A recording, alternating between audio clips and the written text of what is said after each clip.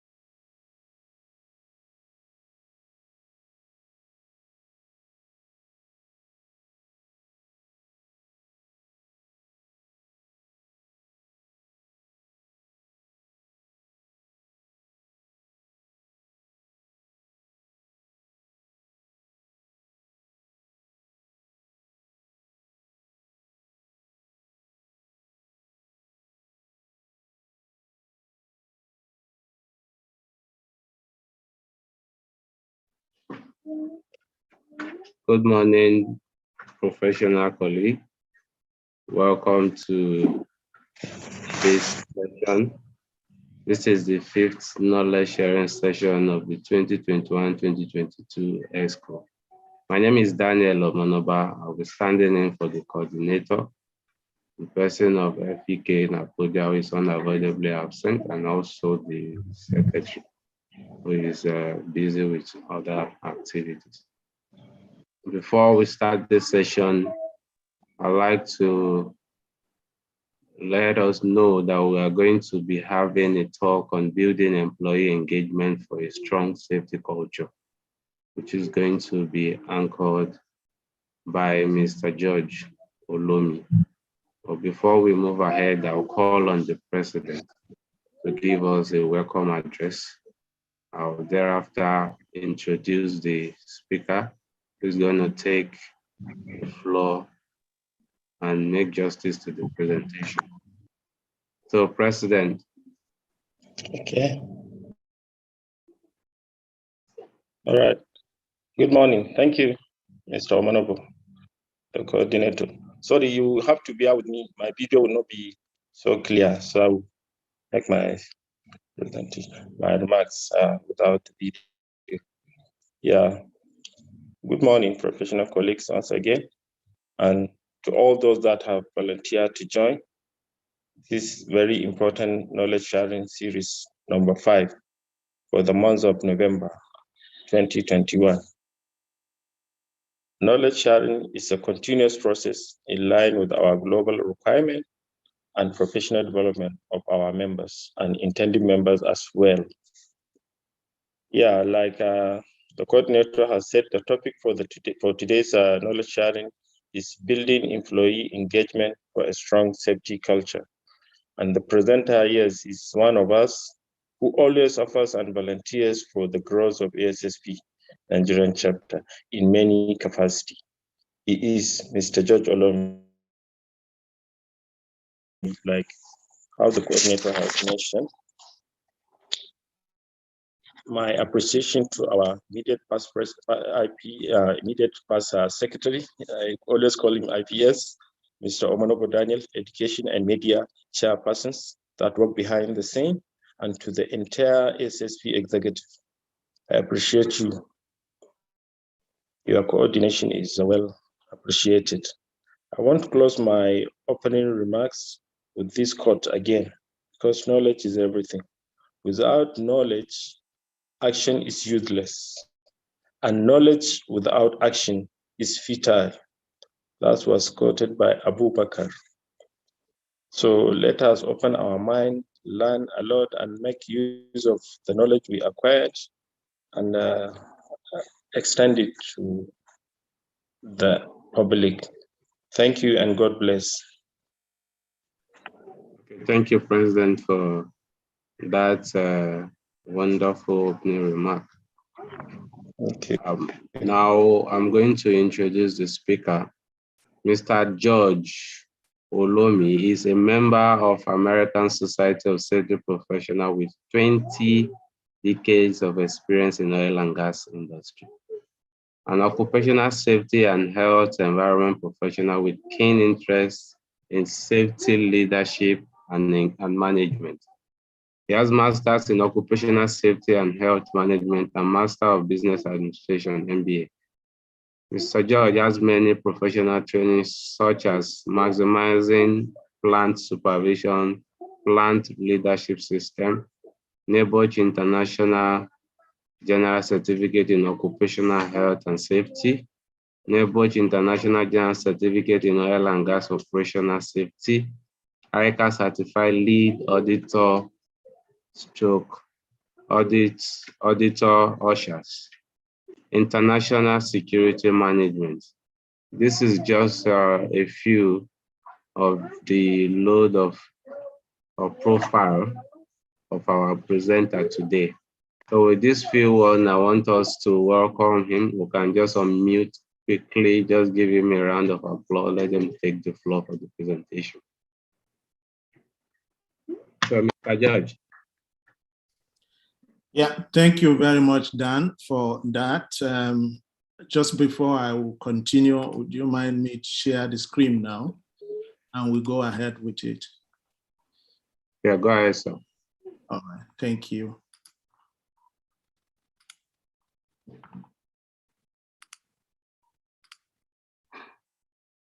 All right, I guess we can see my screen, right? Can we see my? Okay. Yeah, all right, let me start by thanking all of us who eventually, out of our many schedules for today, a weekend Saturday, turned up for this knowledge sharing series. It's been a good one. And to our president who has worked tirelessly and even with his tight schedule for that opening remark. and then two, for making it happen, and all of those, including the secretaries who we work together to ensure that we are here. It's nice to be once again share knowledge with every one of us. The topic, building employee engagement for strong safety culture, is a good one. Even though that employee engagement is pretty much an HRO topic, but we all know that wherever there is a body of people where you have team, or either a supervisor who's got subordinates or managers or an at-large in the company, there is need for engagement. It's a very relevant topic and is much more relevant for us as safety professionals who by nature of our profession are leaders. So we deal with people, and there is no way that our work can be completed without us communicating, engaging with the people we work with. So that's why it's a very, very important topic, much more important in the sense that it is one of the building blocks for a strong safety culture in any organization. So today is going to be very enlightening, not just from me, but as following contributions. Few key points that we will need to look at: introductions and theoretical understanding, what are definitions, expert perception in the industry, and possible statistics that shows the impact of employee engagement as it relates to safety culture. Then understanding safety culture from employees' engagement perspective. What really is safety culture? Now, looking at it from the perception of employee engagement, then we had to talk about evaluating the state of safety culture using a change management concept, a way to diagnose where is our safety culture in our organization, in our department, in our section in the organization. How well are we? Which position are we in that? We'll be looking at a change management concept that is very, very applicable. Then the process of building safety culture through employee engagement. What are the steps? What are the things that you can put together? Even if many of us are already practicing it, this could be a refresher or an additional knowledge with which we can make it much more stronger. Then we will summarize and conclude. There are definitions, like I said, many, and I decided to pick up these three. And I think they encompasses a lot of things we talk about employee engagement. One of it says employee engagement can be defined as the cognitive and emotional activity demonstrated in daily occurrences that lead to a bonding of an individual. Note that line, an individual to their co-workers, their job, and their organization. That bonding, that's the engagement. The key word is that bonding of an individual worker to fellow workers, the job he or she does, and the organization. And the second one says that employee engagement in effect refers to the individual's involvement. Now, not just only involvement, but satisfaction with the job, as well as the enthusiasm the persons bring to job. So employee engagement could be a determinant of whether an employee is really, really happy with the job he or she does. And finally, it is the level at which an individual aligns with the goals of their employer and the job function. If people are not gainfully engaged in their workplaces, they can be completely disengaged with the organization's goal, the objective, and what they need. And that's why it's very important for we safety professionals. We cannot be thinking safely, and our workers or those who work with us will not think in that way, which is why employee engagement is important. But what has experts said about this? Is it just being said? Are there researches that shows that engagement of employee with respect to building a strong safety culture in an organization is as important as the safety program, the safety department, and safety management systems we do? This is what the expert says. A Gallup poll conducted by Gallup organization in 2006 shows that there is a strong connection between workers' morale and overall well-being.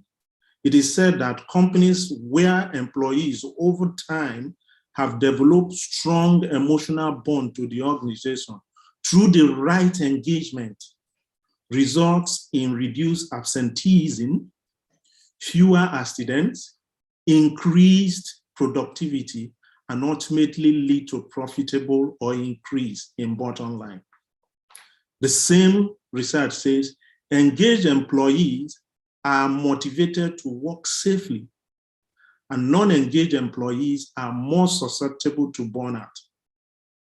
Lack of employee engagement decreases employees' focus and motivation to do the right thing. It has been shown that employees who say they almost always enjoy their tasks were 2.5 times less likely to report a back injury than those who said they hardly ever enjoy their job or their task. So it is also important to point out that many employees work in teams, and because they work in teams, they are confronted by the same hazards. Often, they have to respond to this hazard collectively. So they have to be engaged to work as a cohesive unit rather than as individual. This is an important factor that affects engagement and also reduces accidents in companies where the focus is on groups and individuals. These are what experts are saying. And that tells us the volume that employee engagement could have with respect to the kind of safety culture that permeates our organization. But statistics tells us a couple of few things exactly that this could be. And in the industry, these are what it displays. Productivity, the right employee engagement impact on safety or the safety culture. In terms of productivity, it boosts productivity up to 15%. Accident, it contributes to 40% fewer accidents being achieved in the organization. Relationship between co-workers, management, and people around is boosted about 20 times, 20%, leading to fewer accidents. Team cohesion is achieved. Then individuals that work with you are personally developed. So at 26% of the leaders who work in the industry know that good employee engagement results in personal development because you are able to relate. You can even coach and mentor for the purpose of which you are actually chasing whatever you're doing. Now, trust is built reasonably well between employees and management. And we know that trust is very vital because where that lacks in an organization, there's bound to be an issue. When employee says management, we can't trust them, these are people we don't believe in. You already heard it. So for a safety professional where the people you are looking after do not trust you, then you have a lot of problems in your hand. And more importantly, 49% accident reduction, boosting the level of the safety culture in the organization. So it is not something we just relegate to the background or say, okay, yeah, this is a HRO topic. Every day, safety is a continuous process. And for that reason, organizations that recognize this knows that there is no way that it can happen without the proper employee engagement. Now, there are things we need to really understand. Understanding safety culture from the perspective of employee engagement is key. What do I mean by that? If I really want to see how well my safety culture is in the organization where I work, as a leader, as a supervisor, as a safety professional, as a safety officer in the field, or even safety police, how do I see my engagement with co-workers, those who are working as subordinates, those who are working in my department? Now let's look at this brief graph. It's very simple. This graph shows what the Institute of Australia, the Safety Institute of Australia, embarked on. And it was very nice when I was looking at it. In many organizations, what we notice is that incident reports are lag indicators. What do I mean by lag indicators? They are things that eventually they go back to. What is the report? Has there been near misses? Has there been record about this? When something bad has happened, a major incident has happened, then they will refer back to it. 78%, many organizations still do that today, which it shouldn't be. It should be a leading indicator. And what about the safety culture? Some organization has found the tone, and they see that 29% see safety culture as a lead indicator. So if you know how well your safety culture is, it tells you how well you are performing in the organization, safety-wise. How safe is your workers? How safe is the company's assets and property, including the security, not just within the organization, but outside, in homes of your employees and beyond, those who have to do things with you, customers and clients. So what does this graph tell us? If we look on the y-axis, we see incident report per hour, and we see on the x-axis safety culture. And many of us know what that means. If we look on the left side, at 10% of accident indication, every reporting, you have this incident occurring. It tells you, if we rule it down, interpolate into there, we will see that your safety culture is as low as 0 at this point. If you see my mouse, you could see that is already at 0. But interestingly, as the accident reduces, that means your safety culture is also increasing.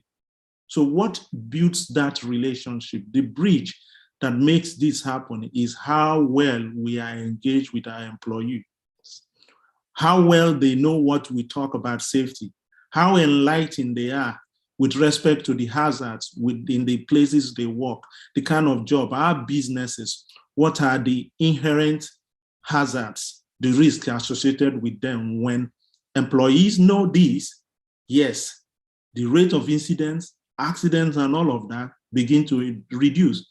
And that speaks well. That means the safety culture, the thinking, the feeling, the reasoning of workers and everyone, irrespective of their department, is appreciable, is going to the place it should be. At some point, it becomes a second nature.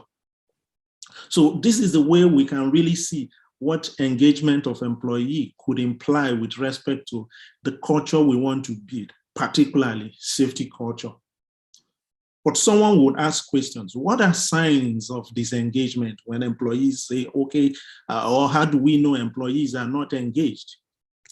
Well, the first sign that tells you if you are really looking at things well is that there is a lack of reporting. Employees don't report the slightest thing, things that are very important. Near misses are lead indicators. Some would even say, I have reported in the past and nothing happened. I have been reporting, nobody cares. So as such, they stop. When you have people, the people you work with, later on you come to find that something has happened, they hid it. They are not talking about it. It tells you your engagement is bad. Then there is general lack of respect for safety. Huh? People don't care. In the company or organization, if you are a manager or a director in terms of safety, and when you talk about it, they kind of shut you down or silence you out and say, what's so big about safety? It means your safety policy doesn't make sense, or at least at some point, management is not serious about safety. That tells you that your employees are they are disengaged, and your safety culture is at low ebbs. Then low participation in safety program. You go to a meeting, you wait 10, 15, 20 minutes, people hardly show, and some send you a message and say, oh, sorry, I was so busy, I couldn't come. Committees are formed. Some are unwilling to volunteer. Staffs are nominated for training. They hardly pay attention. Do they look at it as a way to get free from work? Or some would say, okay, let me go. Maybe the food they serve during lunch is very nice. I could eat that. Is that the way your staff, as a safety professional, do they think about the things you do? It speaks well of your level of engagement and the pulse of your safety culture. Now, there is a constant breaking of safety rule, constantly. No matter what you do, they are breaking the rules. Everything you do, and It's just happening. And if you ask to some persons, especially those in positions of authority, sorry to say this, in case of production managers and off-time operations on the shop floor, and they say, all that matters is that we are producing and making sales. It doesn't matter. And even when you talk to some employees on the shop floor and the plant and all of that, and they tell you, well, if accident happens, well, it won't be me. If it's not you today, will it not be you tomorrow? Who can predict? So, but it tells you that your employees are disengaged. And finally, no visible improvement in safety in terms of the record, attitude, accident rate, near misses. You can sex up your safety records and put it on the bills as someone drives into your organization. But within you, you know that these are not true. These 5 points, though not exhaustive, but encompasses basically all the things that shows you that your employees are disengaged. So, but then what is the root cause? What could make an employee or people not to listen to you or follow that? Many root causes has been identified. I will just go in view of the time, outline them one after the other. We are all good at that. We will see it. When your safety policy is not clear, some of us could write safety policies that are lengthy and people are trying to make sense out of it. We cannot really. Or the safety policy is so short that it takes extra effort to decipher, to begin to read between the lines, to really appreciate what the person is talking about. Then there is lack of management commitment. Safety does not exist in a vacuum. It needs people. But even with that people, it has to have the backing, the backbone of the power brokers in the organization. And the number one power broker, the corridor where it happens, is the management. So management from the CEO all the way down will show commitment. There is lack of enforcement. These are roots or justifications for disengagement. Lack of enforcement. Okay, you handled the case because this guy is just a contractor. When it happens with a staff, there is a way we look at it. Okay, this is just an ordinary operator, but a supervisor, you cannot reprimand, you can't talk. Is a manager that approved that this machine guard should be taken away, and it led to an accident. Everybody quiet sits and do not say anything. That tells you, employees begin to say, that's what happens. Okay, no problem. Lack of leadership example. Do you leave office as a director when it is time to do some inspection? I worked in a company some time before. You will see every now and then, there have been occasions where the CEO steps and say, look, I'm going out for plant inspection, and everybody is scrambling everywhere. Do you do that? If there are incidents, as person in position of authority, do you go there to see things yourself? Not just only to commiserate with victims if there are, but to have a first-hand understanding of what has gone on so that when the investigation reports comes back, you will really appreciate it. If there are training as a manager, as supervisor, are you there on time? That's an example. Do you take the lead? If there are safety programs that are conducted, these campaigns and all of that, are you in the forefront? Inconsistent in policy and compliance. Your policy is saying one thing, and the way organizations are complying, the people are complying in the company are different. Lack of the right tools. You are telling these people, you have to climb, you have to do this, you have to wear your harness. When you check, those things are not there. Have you ever been to organizations where you see people wear ragtag work clothes and they wear rain boots? You see hard hats that are so dirty and all of that, and they're broken. And many other tools are not provided. And as a safety professional, you want people to comply. They want to follow the safety rule. It's going to be difficult. Then when there is lack of or inadequate reward system, it must not only be financial. Proper recognitions are there, but there are rare occasions that finances is good too, no matter how small. Sometimes organizations, we say we have large numbers of workers, 500, 1,000. If we start giving them 1,000 naira, that is a whole lot of money. But you know the strange thing, they can organize a party, a send-off for a senior management member that is even more than that budget to say thank you for what the workers has been done. So a little bit of discrepancies, right? And we have cases of bureaucracy when organizations are head office focused. You have an issue in the plant, you have an issue in the factory, it has come down, but you can't take a decision as a supervisor, as a coordinator, superintendent, head of safety and all of that. It has to go to someone in the head office to approve. So something that would have taken place in a couple of hours takes weeks. All of these are root causes of employees' engagement. We may not know it, but they are there. So again, how do we know? What is the state of our employee safety culture? Me, as someone, I've seen this, okay? Let's look at it sincerely speaking. The organizations we work today are dynamic, very, very dynamic. Things are changing. The economy, the environment is moving fast, that things you know today, couple of weeks, months, and years, they are obsolete. And if you are not keeping up to it, you are in the past. So the same thing applies with the engagement of employee. You have to keep up with that. And more importantly, your safety culture has to follow with that.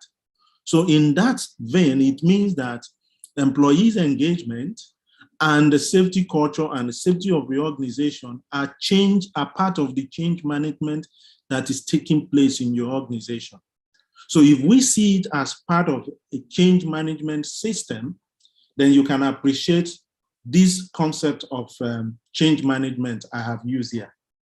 To those who have done this, there is what they call the change house. If you use this as we are discussing now, take your mind back to your organization, try to fathom out where do your organization belong, because every organization at one point or the other, every company falls into any of these rooms. In the change house, are you in contentment and complacent room where you are? Yes, we have good safety record, everything is working, nothing to worry about. Please don't talk about it, we are fine. We are leading in the industry in our safety record. Or is your organization and your safety culture in denial and denigration room? Things are happening, you say, no, it's not true. It can't be yours. No, but it's just one-off. Is that where your organization is? Do things come up, the people in positions of authority wave it up, or they go and doctor the record just to get things through?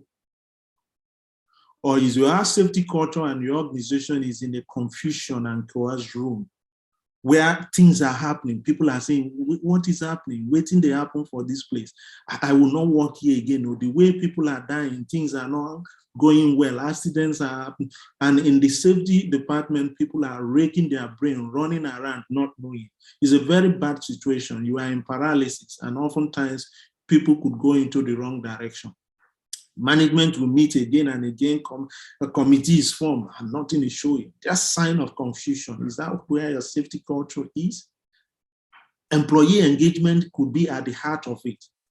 Or your organization, is it in the revitalization room? Yeah, there is that feeling, sense of well-being.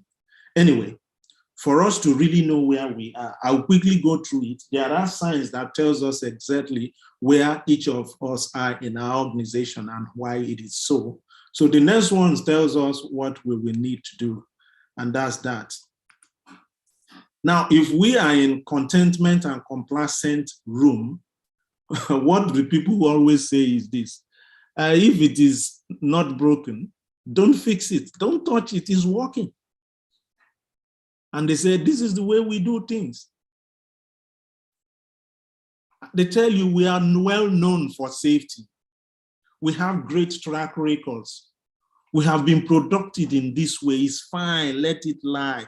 Look, don't rock the boat. All right, don't worry, we will decide later. These are the way they think, they reason. And how do they act? How do employees act? Irrespective of the rank, the position in company. Things are done bureaucratically. Sometimes they are very arrogant. Managers maybe in other departments and even with arrogant and tell you, are you telling me what to do? Supervisors will tell you that foremen will say, hey, you're challenging my authorities. Your employees can be uninformed. Hardly do people listen to staffs. There is grumbling all over, they don't. Then you are focused on head office. Head office is what they say. No matter what happens to the other side. Sometimes we have organizations that the head office in Lagos and the operational base is either in Port Harcourt, Warri, or Kaduna, or all of that. Everything is focused. As a matter of fact, it's been reported that safety professionals stated that complacency is a widespread problem that plays a role in 67% of safety incidents, including close calls, near misses, incidents of bodily injury, equipment damage, site or environmental damage, complacency. So it is very important that we look at that. If you see your organization in your mind in this way, think of it that you are in complacency room. Then when you are in denial, what happens? People say it is an industry trend. We are not the first. Then they ask the question, what is happening? And you go to someone in authority and say, sir, this is going, you say it's not my problem. Go to that department. Management will not understand. And sometimes you say staffs are no good. Other organizations are worse. Why are you making so much noise about us? You are in denial. And what happens? Action is to defend the past, defend the present, become aggressive, protect the guilty, even kill the messenger, but miss the message, the person that brought the info. You are nagging. So think of it, your organization could be in the denial stage and their safety culture suffers. Signs of confusion. People start asking the question, how did we get here? What took us to this mess? Oh, let's get a consultant quickly. What is happening? What have we done wrong? Have we been saying, someone will say, I have been saying this thing for years, now it has happened. I have been saying this. Well, when did we did this years ago. And what is the actions? They get frustrated, employees get frustrated. In the meeting room, people get frustrated. There's depression, anger. Those who are in positions where they are at the forefront, like what happens in the COI, the people in that department, safety department, there is a sense of shame as well, and as well as fear. So people tend to withdraw. They lost self-esteem, an insecurity. People will tell you, I don't want to work in these places. It tells you that you are in confusion room. Think of it, if that's how your safety culture is, if in your mind you feel that way. And the final one, which I love every one of us, if we can be there, people are so happy. Things are working, the safety department is strong, management commitment is there, and they are saying, let's make it happen. Let's do it together. Let's tell everybody about it, that we have achieved this record. It's been tough, but we did it. And how do they act? They accept responsibility. They go to work with renewed energy, enthusiasm, communicate. They listen, learn, trust. They delegate to subordinate, not afraid that they will not do the job. And they act independently, accept risk, and are flexible. That's the feeling. Now, this is how every organization right now, at one point or the other, is there. It's not just being in this place, but what is key and important is how long you stay. Please, who is doing this? I don't know who is doing this. You are covering this place. Each time you click that and you are adding something, you're blocking a view for me, please. So how long you stay in this room is what matters. If you stay long enough in each of these rooms, then disaster spells. But because the organization is dynamic and moving, Every point in time, there is need to move. You can start after you have reached this stage of renewal and you are happy. Make sure that you don't just go carried away and you start going back to lounge and be in the complacency room. No, start all over again. Start something as safety professional. Keep your employees engaged at every point in time. Just don't overload them with information. So what are those things we could use to build a culture, a strong safety culture? There are many of them. I will just go through them in view of the time. Then this will lead us to taking some steps we can take. The first on the list is ensure your employees understand why safety is important. Why is it important? Why are you telling them this? It's not just that, look, oh, you have accidents.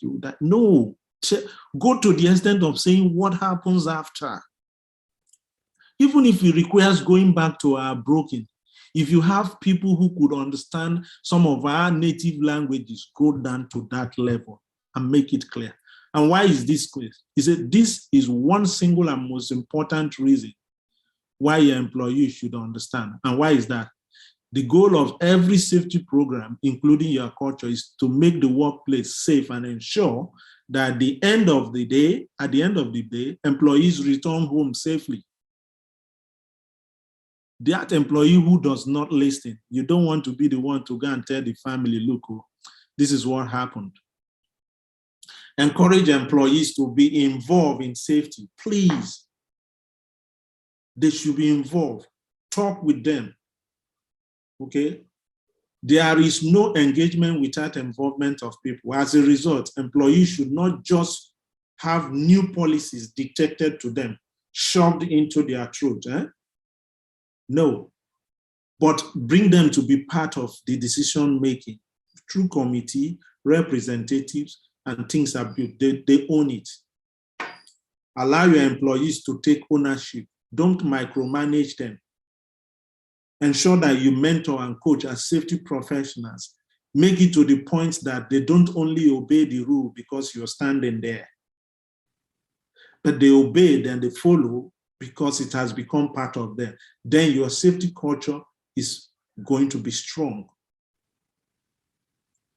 Then take advantage of technology. Today is vast, it's coming in many ways. Mobile devices, applications so that Internet of Things are abounding. I was opportune to work where the normal plant routines, we are using devices that communicate instantly and tells exactly what is happening. You can report by minute what is happening. If it's possible that you could do that for a leader, for a manager, exploit options to do that and coach the employees in that way. You are engaging them meaningfully. Enhance and encourage leading by example. Please, from the most senior person in the company as well as senior management, everyone in position of authority or leadership should start doing things. Everything that you deemed that will improve the safety, be there. Get on. When I was an operator, it was very, very interesting. In the night, during the night shift, especially on public holidays, and suddenly you see the production manager in the control room is a morale booster. Sadly, I hardly see the safety manager, but the production manager is there. Even sometimes he volunteer. One of them would say, I will do a night shift with you. He does go to the plant and do a tour, do routines with some of the operators for maybe 1 or 2 hours. He comes back, check up things, and he goes home. That is wonderful. As a safety professional, you could do that. Get out in the work. Do you get to see what they are doing? Okay, enhance leading. Okay, I mentioned that. Make safety a continuous process. Don't stop it, not because, okay, I'm done. Please do not. Allow feedback. No engagement without feedback. No company with enviable safety culture without a comprehensive and feedback mechanism. An employee's engagement is one of those feedback mechanisms. One way they get you, when they refuse reporting to you issues and things that are happening, near misses, then it is telling you that, hey, you are in deep shit, right? There's a big problem. So that feedback has to be there. Then ensure safety training. Don't just make it for the big boys. And just don't do it always that, okay, everybody, 200 or 500 of them cramped in one hall, and you are teaching, say it's a safety training. If you can split them into units and bits, take them out, not necessarily outside the country, but within the city, in the locality, teach them. It boosts the morale.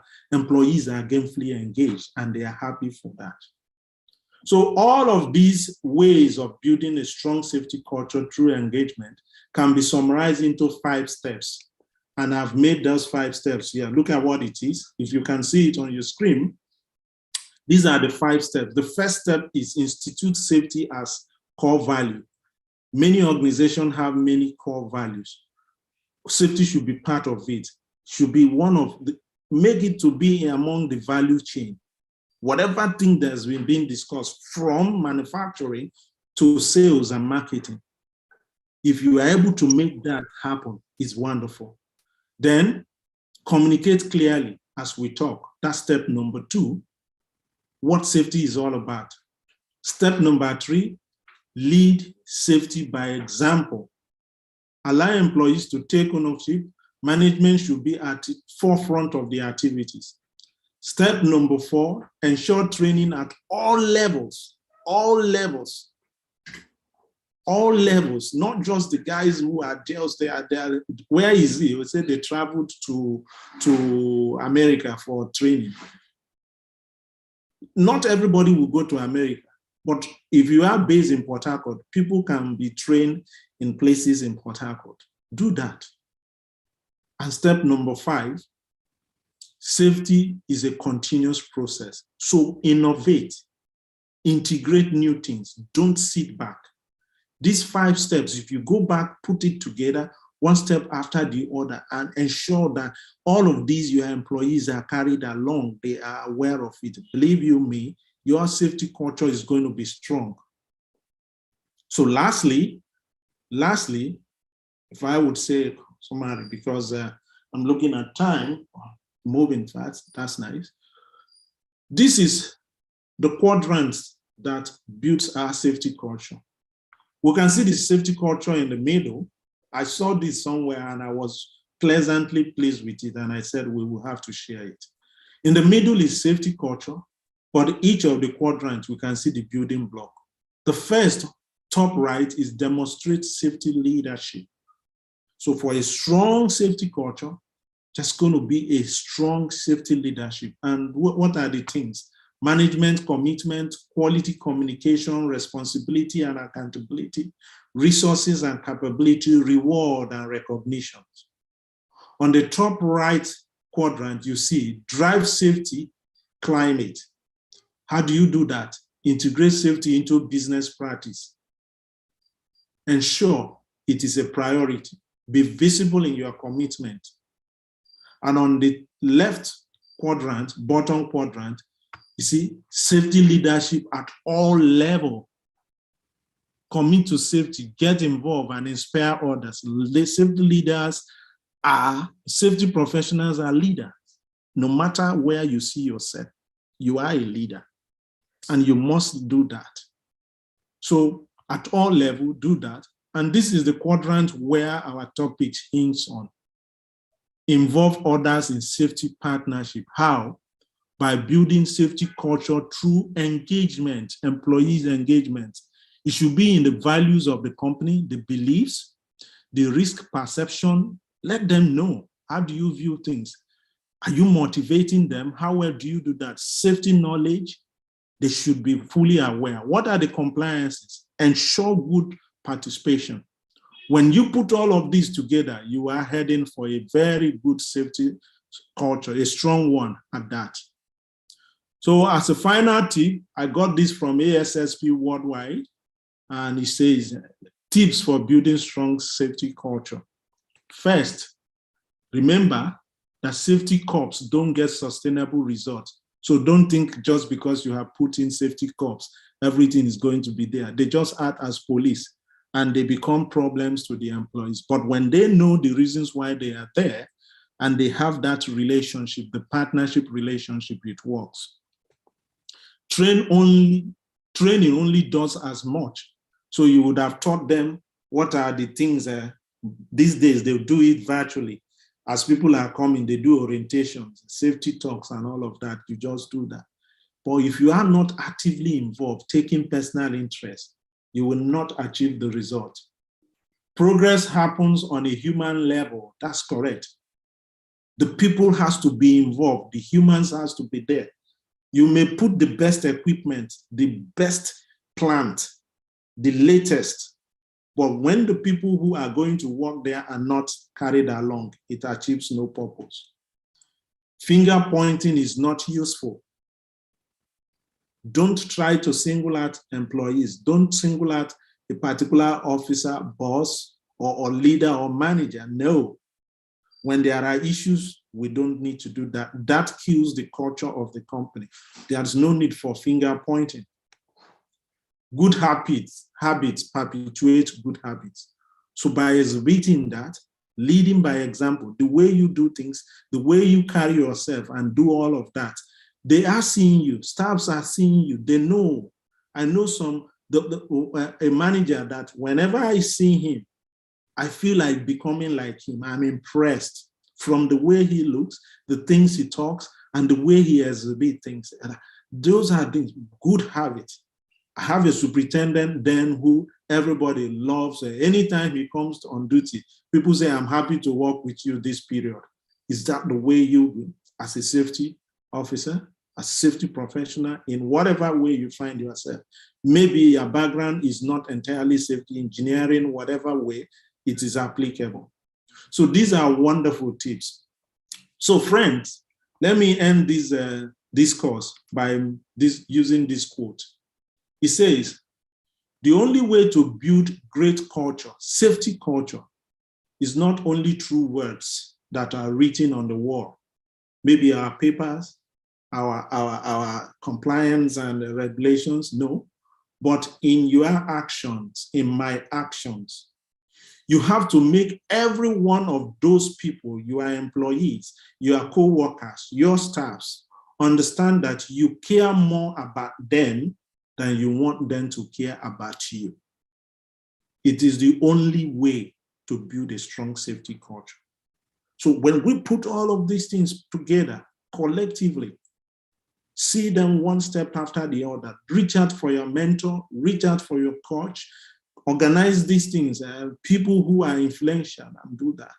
And then gainfully engage your employees at all levels, irrespective of their academic or educational backgrounds and standing. Engage with them, break down the things to understanding.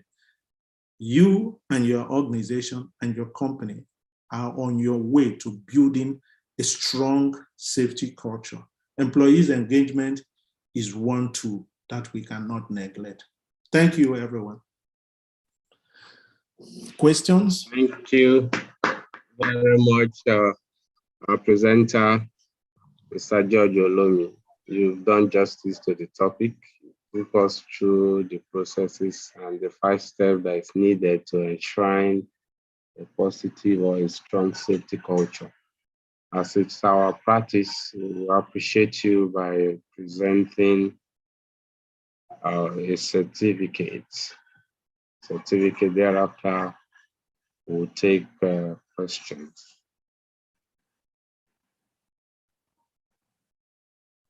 So on behalf of the SSP Nigeria chapter, we present this to Mr. George Olomi for being a speaker on building employee engagement for a strong safety culture during the Knowledge Sharing Series 5 of November 27, 2021. Thank you very much. A copy of this will be mailed to you for your record. Thank you, Dan. Welcome, sir. There are a lot, I can see hands for questions and even additions, comments. Yes, we'll take that. Please, for those who will have one question or the other, or who wish to contribute, raise your hand virtually, and we are going to recognize you to take your time. The first person is Emmanuel Ikechukwu. Emmanuel Ikechukwu, unmute yourself and let's hear you. Okay, good morning, everybody. Yeah, good morning. Thank you, Mr. Dan, for this meeting, and I also appreciate ASSC for this session. And also thank you to Mr. George for your apt presentation. So my question is, while you were speaking, you mentioned that if an organization, for example, a top manager or supervisor is at fault for breaching the safety requirements or so, that some organizations may just overlook it because of a top management or a senior person, as opposed to when it's a more junior person, he will be quickly sanctioned or disciplined. Now, you also mentioned later on that in the safety culture, it's not good to point finger and all that. So when something goes wrong in an organization, at the end of the day, somebody is responsible or someone's omission caused that accident to happen. So how do you manage finger pointing with, trying to take somebody that is responsible so that that stuff can be corrected? I just want to understand how to manage. So it's not as if you're pointing somebody that you want to punish him or something, but in the long run, somebody is responsible for what happens. How do you manage this circumstance? That's a nice question. I love that in the way you put it. But let's look at it this way. Finger pointing is a typical thing that sometimes we do in our family. Our parents sometimes do it, even our siblings. Something got spoiled without proper investigation or knowing anything. You say it's this Jane or it's John. I know it's him. I know it's this particular person. You are finger pointing. You already have a prejudicer approach. You think about, okay, then there is another aspect of finger pointing. Yeah, you already know this person did it. Okay, the person did it based on some circumstances, but irrespective of that, you said this particular person's thought to be punished. Is like your target is not correcting the problem. You are trying to victimize an individual. That is a clear case of finger pointing. I believe many of us professionals have other ways to explain some aspect of the finger pointing. But the other part which you said, okay, yeah, assuming is the manager is someone in position of authority, in order not to make it look like finger pointing. There are due processes, right?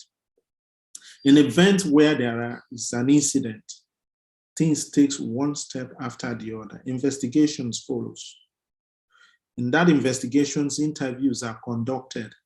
And at the end, when investigation is concluded and reports are generated, the report makes recommendations, including in that recommendation is if it is an act that is considered against a sabotage to the company and what the company rule says that such an individual should be fired, it should be followed irrespective of the positions. But rarely do you get to that point. If there are cases of reprimand, questioning, or sometimes suggestions for retraining, you should be taken care of. But of course, some of this will go into your file. So in order not to play, how do I say it? There's a particular word for it, but it's not coming.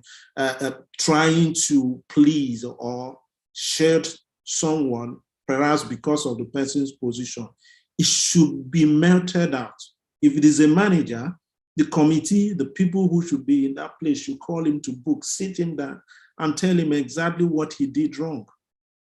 It should be. It's not just a screaming for the guy who is on the shop floor and says, I had a case where something similar happened and someone has to come and make a presentation. And the presentation was so bad that everybody there knew that it was pointing directly at me. And I went home really, really demoralized. But just as it happened, another person who is also higher came and said, hey, guy, you are just having the experience that many of us had. Try and leave it up. But I know that the step I took was a follow-up from a supervisor, from someone who would have done better, who should have taken some initiative. So what it means is that After investigations, report has been generated, interviews has been conducted. Whatever your organization has assigned as a way to handle things, is it discipline, forcing, even if it's calls for firing, it should be done, irrespective of who it is. I hope it makes, I'm able to make some sense in my response. Yes, sir. Thank you very much, sir. Someone also mentioned that there may be an consequence management system in place so that whenever such goes wrong, the policy acts on the person. So that it's not like as if you are just picking that person out to discipline him. Thank you very much, sir, for your... Yeah, consequence management is key, is very key in many respects. Thank you, too. Okay, thank you very much, sir. Before now, there was a hand up, Mr. Fabio, SCN. Do you still want to ask a question or contribute, sir?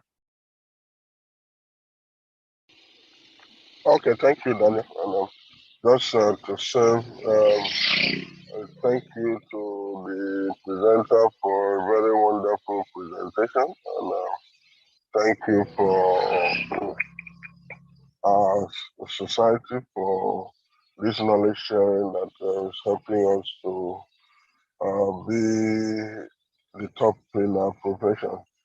So part of the question was mentioned, but the other one, I really have two. One was that there should be trust. And if there is no trust, then we cannot build a good safety culture. So first part is, how can that trust be institutionalized? Because we've seen that in my organization, people still fail to speak up. Well, some will tell you that we don't want to say anything as long as my supervisor is around. So how can we engender that trust? The second one is, consequence management. At what point in the safety culture should we have consequence management? Because the consequence management might be an obstacle from people who see unsafe act, unsafe condition or violation and stop, then they refuse to report it because they don't want them to be pointed as the person who led to the... Okay, yeah, can I give a word? Yeah. Go ahead.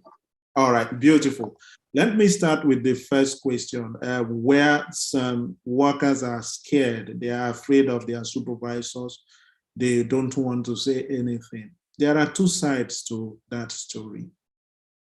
Now, for the topic we are discussing, which is employees' engagement, one approach to handling that is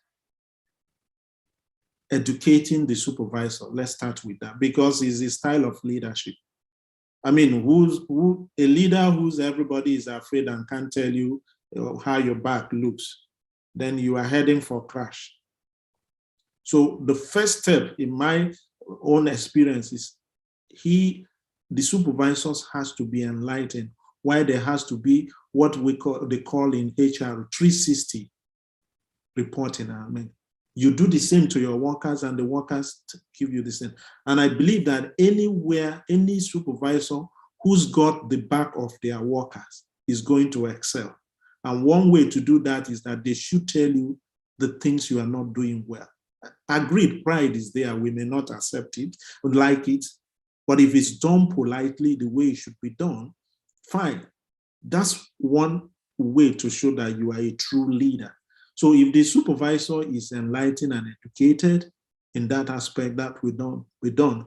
Now, on the other side of the employee, I have also experienced that sometimes some of these workers do not know how to present their case. Some of them aggressively puts it. They put it in a way that is annoying. It's like you are reporting. you are looking down on your supervisor. But a good employee engagement will mean that you will have to help them understand that, yeah, you have to speak out, but you will have to do it respectfully within the confines of what civil society, civil people do. I have done that. I've had a case, I have worked under a supervisor that if you dare voice out your feelings before the public, you're going to do that. But I did it once and he came at me very hard. As soon as we were gone, people hire other persons who were with him, who in his own level, got back to me and said, look, that's how you do it, but just do it respectfully other times, but don't give up. You got to talk things. With over time, he came to understand, people understood that I am the type that I'm not happy about something, I will say it. And it has to be said, but respectfully. So that's one key approach. The other approach is, if you have a situation like that as a safety professional, it's time to go to the superior. This is not reporting, but make it clear to the superior that, look, if things goes this way, it's going to be bad. So staff should be free to express themselves, report. Near misses is a very big indicator. Hardly does accident happen without signs of near misses coming. There are records. So that's to that. The other question, I don't know. Can you remind me? I seem like I've forgotten. He was talking about consequence management and at what point. Yes. See, I mean, this is organization dependent, okay?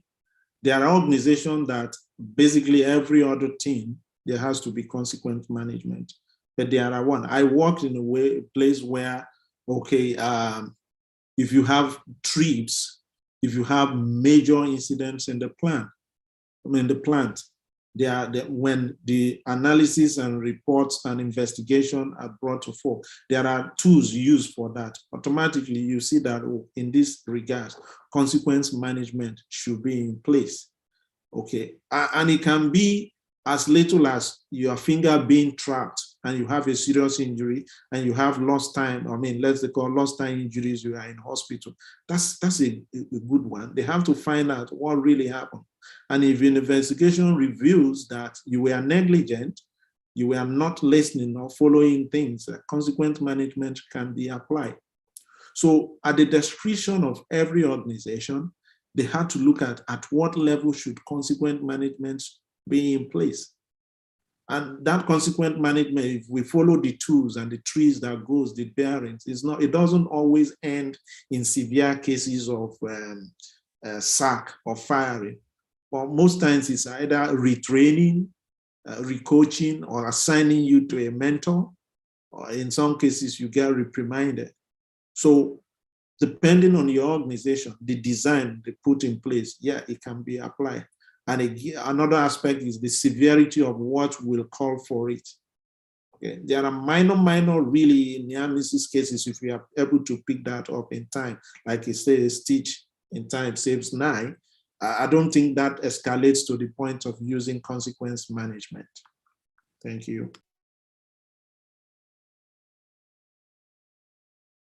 Thank you very much, sir. I think at this point, we have come to the end of the presentation and the question and answer session. Before I call on Dr. Okandu, the president-elect, to give his vote of thanks, I want to make an announcement. Today, there's going to be another session online on mentorship program launching. And the topic is creating, building, maintaining mentor-mentee relationship, which is going to be anchored by Mrs. Basi Akan. Mrs. Basi Akan is a Chief Occupational Safety and Health Officer, United Nations, Bamako, Mali. The time is going to be 5 p.m. So we urge our members and the call to try and attend this session. So now I want to hand us over to the PE. After then, the president will close the session. PE, sir.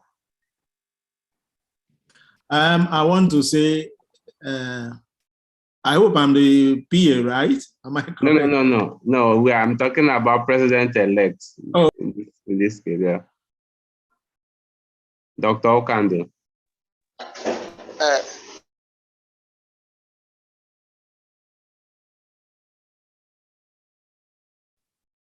Dr. Okando, we can't hear you. The presenter, I permit me to call Mr. Bumi to also appreciate the presenter. Mr. Bumi, the media chair, please. I want you to share your appreciation to the presenter and also the participants. Mr. Bumi, please. Mr. Bumi Bankole. Okay, thank you very much, President-elect. On this note, I want to sincerely appreciate the presenter for his vast of experience and knowledge that he has impacted on us. It is our prayer and wish that God will continue to enlarge you, give you more wisdom as you go about doing your activity. For the participants, they also took their time out to listen to this knowledge sharing series. I want to also thank you guys. You guys are awesome.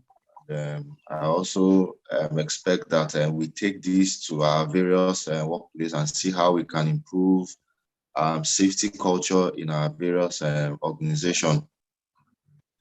And to the president, and the president-elect too, thank you also for giving me this opportunity to give a vote of thanks.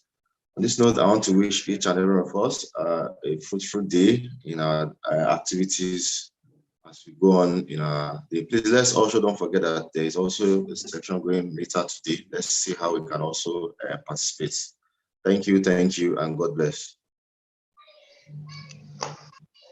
Thank you so much for that wonderful vote of thanks.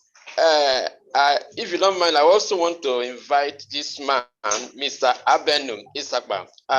He has always been featuring in all our KSS. Please, I want you to also give a vote of thanks to the presenter and the participants. Mr. Abenum Isakba. Please. Mr. Abenum.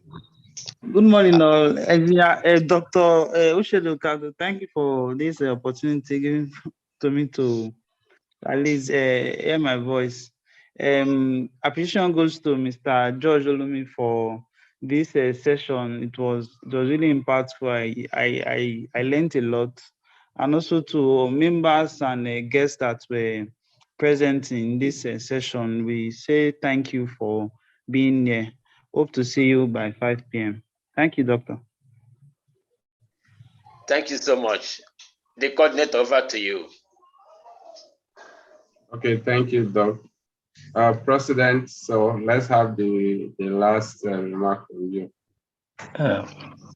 Thank you, coordinator, and thank you, everyone, especially our presenter. You have done a wonderful things today. Sincerely, believe me, I'm so much interested in this topic, and I will engage you personally to even coach me. You know, you will be my mentor. So take note on that. I would really appreciate everyone that have met it today. It was really remarkable and a very interesting weekend, I will say. Thank you. And also don't forget that this, as like I said, is a continuous process. So we have our next knowledge sharing in the month of December, as the Ember month.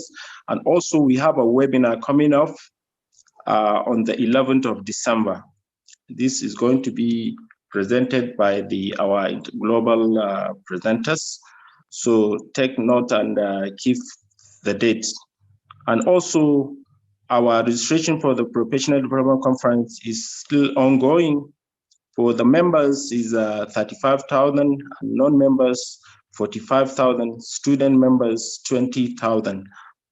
As we are all aware that the PDC is going to hold in the Abuja NAV Conference Center in March 17 to 18. March 17 to 19, 2022. So we urge each and everyone, particularly members now, it is our duty to show by example. Let's all of us begin to register in time so that we start to plan in time. Thank you very much. I really appreciate each and every one of us. And also, we should try to join our next webinar in the evening. God bless you all as we are all going back to our various destinations, even though we are at home. Some of us are at the comfort of our houses that attend this, and for those that sacrifice their weekends to meditate, we appreciate. Thank you. God bless. Thank you very much. For those who have been asking of the slide, like I said, we have the recording on our YouTube channel. Visit it, rewatch it over and over. Thank you very much. Share to your colleagues and professional colleagues too. Thank you. So, Mr. Olomi, thank you very much. And to everyone, have a safe and blissful day. Thank you, Thank sir. you. Thank you, everyone. We appreciate you all. God bless. God bless you. Mr. George, thank you. Thank you. Thank you. All right. Bye-bye. Yeah. You're always my man. IPS, we appreciate you. All right, sir. Coordinator. IPS. Yes, IPS, we appreciate you all. Thank you, sir. Thank you. Well done. I'm waiting for your 35,000. Oh. I know that one you pay for me now. Yeah, he's supposed to pay for you now. President, you have to pay for him. Well done. Yeah.